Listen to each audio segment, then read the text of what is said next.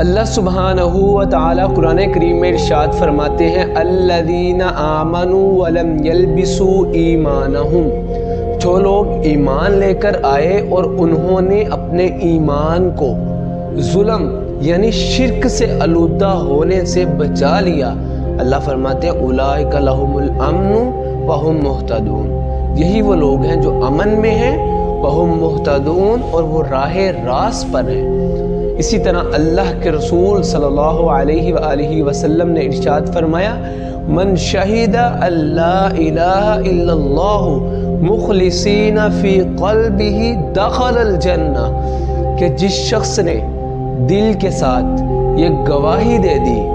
کہ اللہ سبحانہ و تعالی کے علاوہ کوئی معبود پر حق نہیں ہے، تو وہ شخص دخل الجنہ، تو وہ جنت میں داخل ہو جائے گا۔ اس قدر اللہ سبحانہ و تعالی نے توحید کی برکت رکھی ہے۔ دیکھیں جب انسان صرف اللہ سبحانہ و تعالی سے محبت کرتا ہے، صرف اللہ سے مانگتا ہے، صرف اللہ سے امید رکھتا ہے، تو اس کا فائدہ کیا ہوتا ہے؟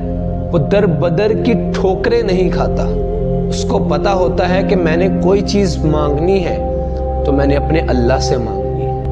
اگر مجھے کوئی چیز دینی ہے تو وہ میرے اللہ نے دینی ہے، مجھے مال دینا ہے تو وہ میرے اللہ نے دینا ہے، مجھے عزت دینی ہے تو وہ میرے اللہ نے دینی ہے، مجھے اولاد دینی ہے تو وہ میرے اللہ نے دینی ہے۔ اس کے علاوہ کوئی حاجت روا نہیں ہے، کوئی مشکل کشا نہیں ہے، کوئی بگڑی بنانے والا نہیں ہے، کوئی داتا نہیں ہے، کوئی گنج بخش نہیں ہے، کوئی بگڑی بنانے والا نہیں ہے، کوئی عزت دینے والا نہیں ہے، کوئی ذلت دینے والا نہیں ہے۔ بخاری مسلم میں عتبان رضی اللہ تعالی عنہ بیان کرتے ہیں کہ اللہ کے رسول صلی اللہ علیہ وآلہ وسلم نے ارشاد فرمایا کہ جو شخص لا الہ الا اللہ کا اقرار کر لیتا ہے تو وہ شخص دوزخ کی آگ کو اپنے لیے حرام کر لیتا ہے۔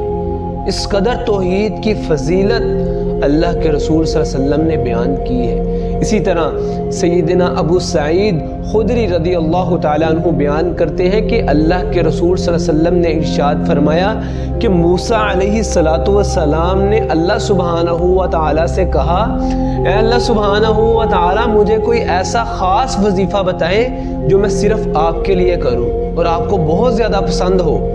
تو اللہ سبحانہ و تعالیٰ نے موسیٰ علیہ السلام کو کہا کہ تم لا الہ الا اللہ پڑھا کرو۔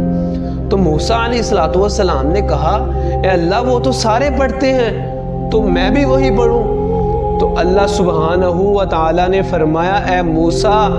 اگر زمین و آسمان ترازو کے ایک پلڑے میں رکھ دیے جائیں اور دوسری طرف لا الہ الا اللہ کو رکھ دیا جائے تو لا الہ الا اللہ والا پلڑا بھاری ہوگا۔ اس قدر لا الہ الا اللہ کی اللہ سبحانہ و تعالی نے فضیلت بیان کی ہے۔ اسی طرح انس رضی اللہ تعالیٰ عنہ بیان کرتے ہیں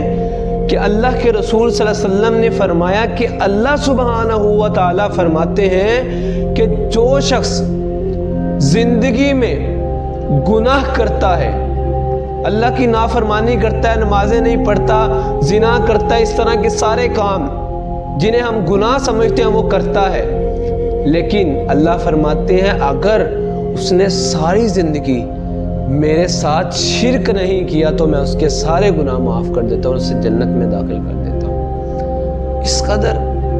مطلب کہ اگر آپ اللہ سبحانہ و تعالیٰ کے ساتھ ذرہ برابر بھی شرک ٹھہراتے ہیں تو اللہ سبحانہ و تعالیٰ کی جنت آپ کے لیے حرام ہو جاتی ہے۔ یا نفس ان لم تظفری لا تجزعی